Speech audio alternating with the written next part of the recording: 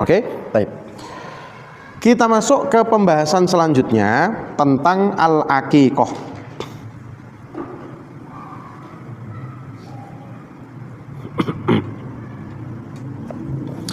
Apa itu al-aqiqah? Ta'rifuha, pengertian dari aqiqah.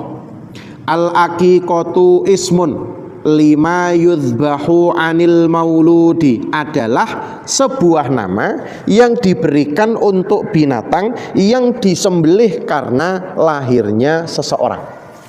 Jadi ini ono wong sing kek lahir, kemudian dia disembelihkan binatang, terutama binatang-binatang ternak, maka binatang itu disebut sebagai aqiqah. Ya, seperti itu. Dan ini berbeda dengan kurban ya. Nek kurban itu kan disembelih sebagai bentuk rasa syukur atas nikmat yang telah Allah Subhanahu wa taala berikan. Dan nikmat di sini sifatnya sangat umum ya. Isok nikmat dalam bentuk uang, isok nikmat dalam bentuk rumah ya, dalam bentuk apapun, terus kemudian dia berkurban. Tapi kalau aqiqah ini khusus nikmat yang diberikan adalah kelahiran seorang anak.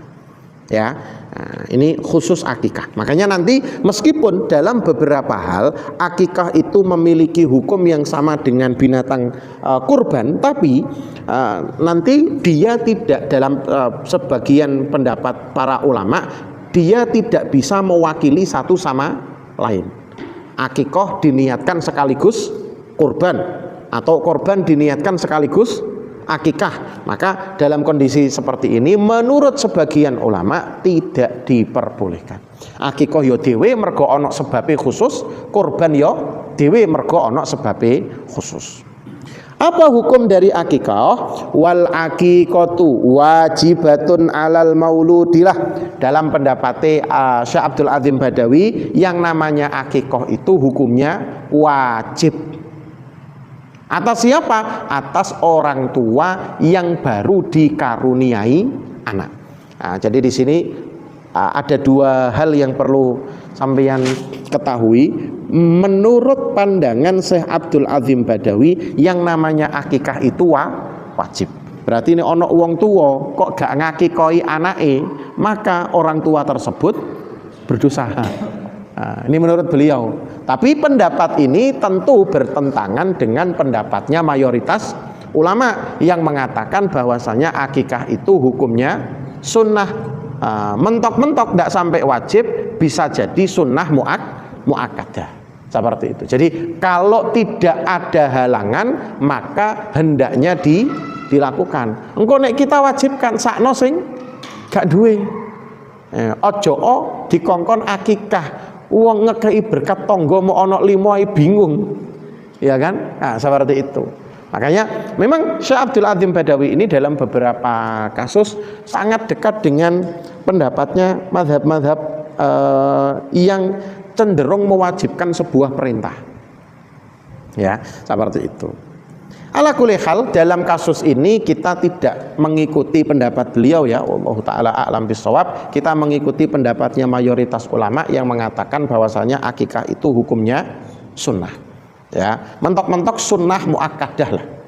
Ya, seperti itu. Dan yang kedua, kewajiban akikah itu diberikan kepada orang tua dari bayi yang baru dilahirkan. Kewajibannya itu. Ya, meskipun nanti terus kemudian muncul pertanyaan, nek misalnya biyen aku pas cilik durung diakikoi, apakah boleh saya mengakikoi diri sendiri? Ya gitu ya. Ya, sekali lagi akikah itu perintahnya diberikan kepada orang tua. Ya, nah, tidak diberikan kepada anak. Tapi nek misalnya karena dia belum diakikoi kok pengen mengakikoi awake dhewe, ya tidak ada larangan. Ya, Kanjeng Nabi nggak pernah melarang masalahnya, ya seperti itu. Maka kalau mau melakukan ya monggo saja. Nabi itu tidak memerintahkan juga tidak melarang masalahnya. Berarti kan hukumnya netral hukum ini. Netral hukum itu ya berarti boleh-boleh saja. Tidak diperintah artinya gak wajib juga tidak sunnah. Tidak dilarang berarti artinya tidak haram juga tidak makruh. Apa perkara sing gak wajib, gak sunnah, gak makruh, gak haram? Ya, hukum yang kelima apa itu? Mubah, netral hukum ini, ya, nah, tidak ke kiri, tidak ke kanan, berarti ya di tengah-tengah. Seperti itu. Ya boleh-boleh saja, monggo.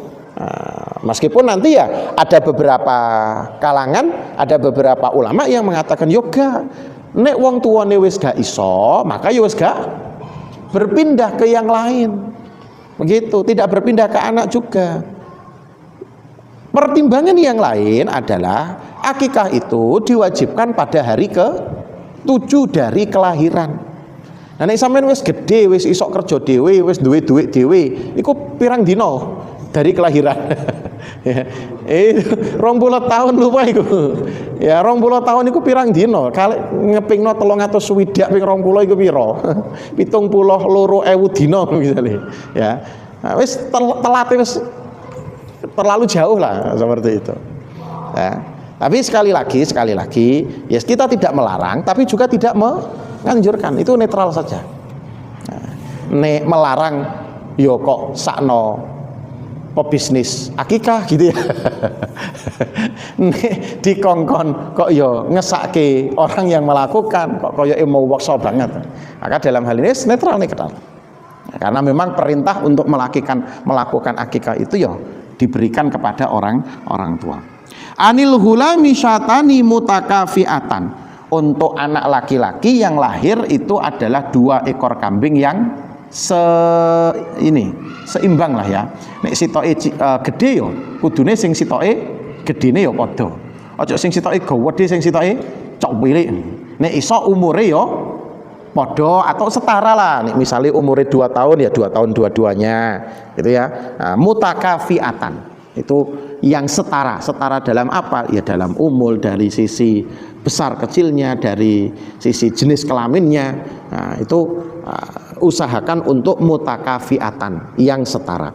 Wa anil jariyati, adapun kalau anak yang dilahirkan itu adalah perempuan, maka cukup dengan menyembelih 1 ekor kambing saja. Dan apa istilahnya?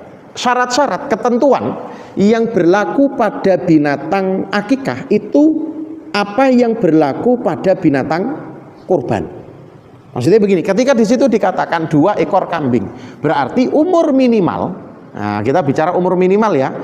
Kambing yang boleh disembelih itu adalah yang berusia 1 tahun. Ya, gampang-gampangan nih. Nek belum usia 1 tahun kok jadi sembelih niate akikah, maka hakikatnya itu bukan akikah, itu hanya sedekah biasa dan belum menggugurkan anjuran untuk melakukan akikah. Seperti itu. Termasuk nanti terkait dengan, ini kan sudah kita bahas semuanya ya, terkait dengan kewajiban lepas dari aib cacat pada tubuh si binatang. Kemudian binatangnya itu harus menggunakan seekor kambing, kira-kira sapi oleh tagak. Untuk oleh tagak sebagian memperbolehkan. Ya ndak apa-apa luweh apik, soalnya engko tanggane oleh luweh akeh. Mergo sing disembelih iku sapi, seperti itu. Ada yang memperbolehkan. Ya. Karena perintahnya itu adalah perintah kambing. Kenapa kok harus kambing yang disembelih? Karena kambing itu binatang ternak yang paling murah. Ya, semua orang insya Allah bisa membeli. Nah, coba bayangkan, nih misalnya Kanjeng Nabi akikoh nganggo unta, sampeyan bingung, apa akikoh golek ning ndi? Golek ning kebun binatang wis ditebas kabeh masalahe, bare wong sing luwih sugih. Ning maharani yo karek siji-sijine. Karek loro. Soalnya wis dituku uang kabeh, ditempili kabeh. Ya bingung kita. Kalau Nabi mencontohkan akikah itu dengan menggunakan seekor sapi, bingung ya nak. Sapi duit teko ndi ya Allah. Sapi sitok saiki regane 20 juta.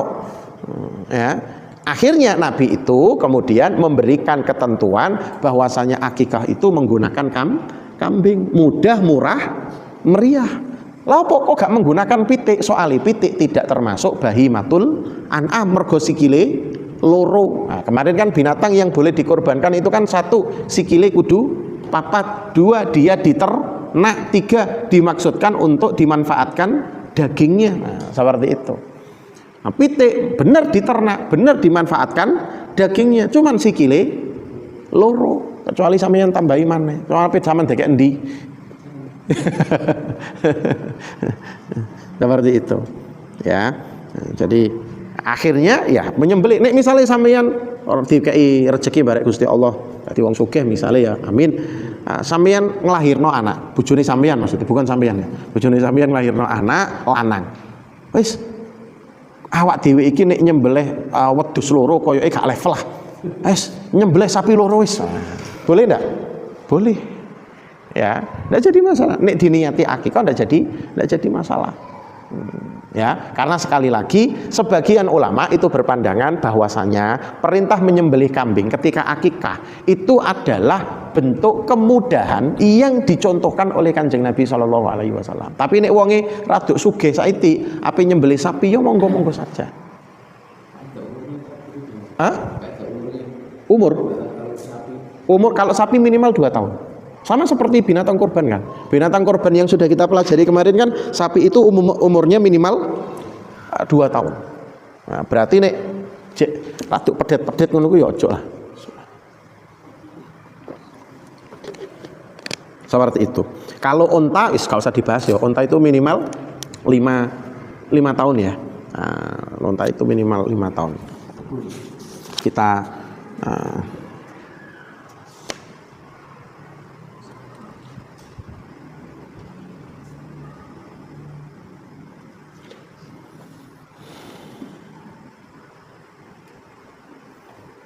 minal ibli mastakmala khamsasinin wadah kholafis sadisa. Kalau unta itu minimal 5 tahun.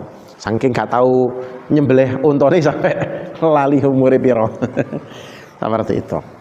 Dalilnya apa? Bahwasanya antara anak laki-laki dengan perempuan itu berbeda. Dalilnya satu, diriwayatkan oleh Salman bin Amir Ad-Dobi radhiyallahu taala anhu, beliau mengatakan pernah mendengar perkataan Kanjeng Nabi sallallahu alaihi wasallam yang berbunyi ma'al ghulami aqiqah, bersama dengan kelahiran seorang anak itu dianjurkan untuk melakukan akikah. Fa'ahriku anhu dama, sembelihlah binatang tersebut, wa amitu anhul adha, dan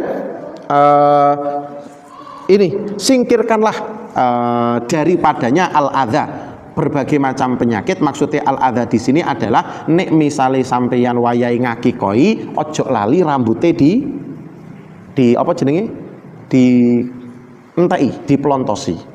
Seperti itu. Wa an Aisyah, dari Aisyah beliau menceritakan amarona Rasulullah, Kanjeng Nabi memerintahkan kita anna uqa anil ghulam, untuk mengakikoi dari kelahiran anak bayi laki-laki syata ini menggunakan 2 ekor kambing. Wa anil jariyati, sedangkan untuk 1 anak perempuan syatun 1 ekor kambing. Jadi nek lanang loro, nek wedok siji. Ya, berbeda. Wallahu taala a'lam bisawab. Ini mungkin mengindikasikan bahwasanya tanggung jawab laki-laki lebih besar, maka dia berhak mendapatkan lebih besar juga.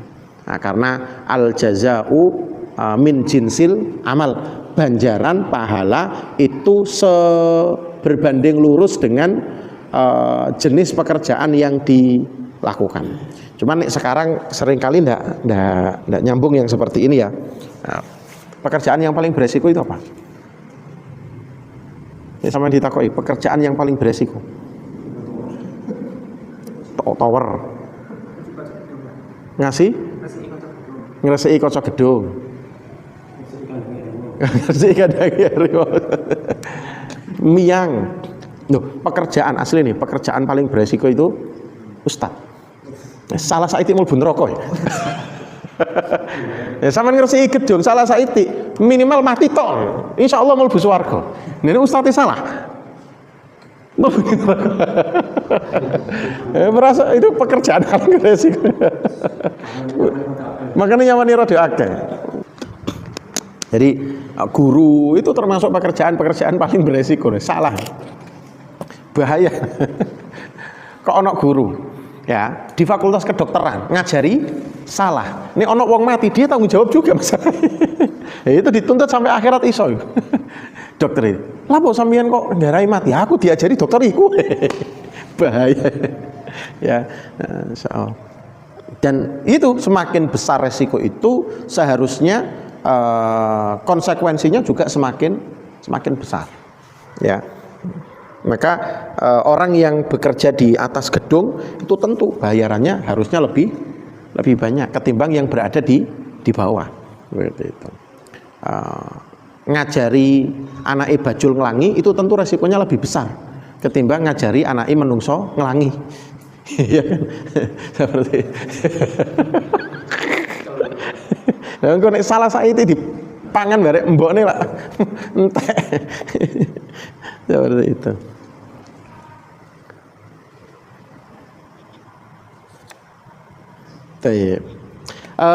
Saya kira itu sementara ya.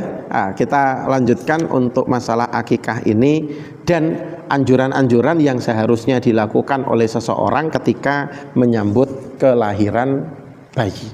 Seperti itu. Nanti akan kita coba bahas. Setelah itu kita akan membahas tentang adab-adab makan. Ya. Wallahu taala alam bissawab. Sallallahu ala nabiyyina Muhammadin wa ala alihi washabihi wasallam. Walhamdulillahirabbil alamin. Assalamualaikum warahmatullahi wabarakatuh.